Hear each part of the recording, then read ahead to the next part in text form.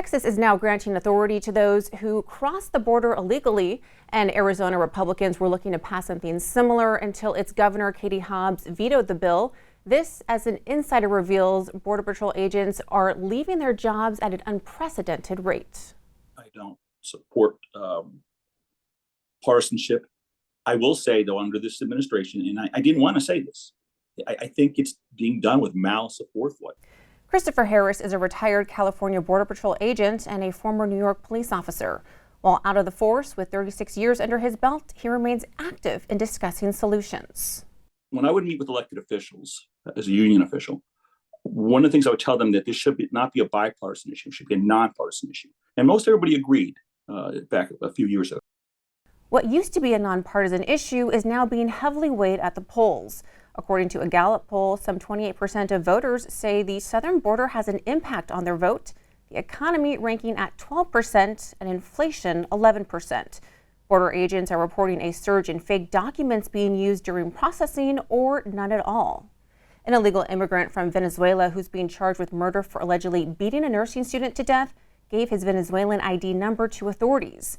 It turned out to be incorrect. This is usually not caught unless their fingerprints are on file.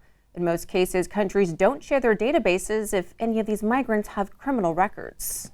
Yeah, we fingerprint them and we take a photo. And when I used to do that, I would say, give me the name you want to use. If you want to use Mickey Mouse, that's fine. They're going to go with these fingerprints from now on.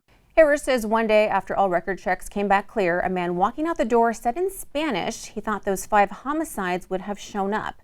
Agents stopped him, and through the El Salvadorian consulate, they found out that he was charged for 5 murders in his country. That's terrifying because we have no idea who we're letting into this country. Harris says he's been noticing more Asians at the border. If you're from Japan, which is a first world nation, why are you coming here claiming asylum? If you're from Nepal, why are you here claiming asylum? He also worries about potential terrorists. We know that Hamas and Hezbollah have training centers in Mexico. We've always had a hands-off gentleman's agreement with Hezbollah. But they could do anything they want in this country at any time. On Tuesday, March 5th, Arizona Governor Katie Hobbs vetoes a bill which would have granted authority to state police to make arrests for illegal border crossings.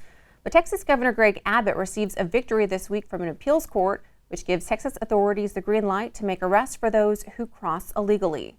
Harris says it'll simply cause the cartels to move their efforts over to the Arizona and California borders. Do you think it's harder for Border Patrol agents and just law enforcement in general to do their jobs in regards to immigration under this administration? I think it's much harder for Border Patrol in particular, but also for all law enforcement. It's kind of scary that a state has to go out of its way to pass a law like this. Harris says he believes it'll be a long time until the border is seen as a nonpartisan issue. President Biden is set to address the southern border at the State of the Union Thursday. He's facing mounting pressure to enact new policy for the surge in crime. For the Washington Examiner, I'm Natasha Sweatte.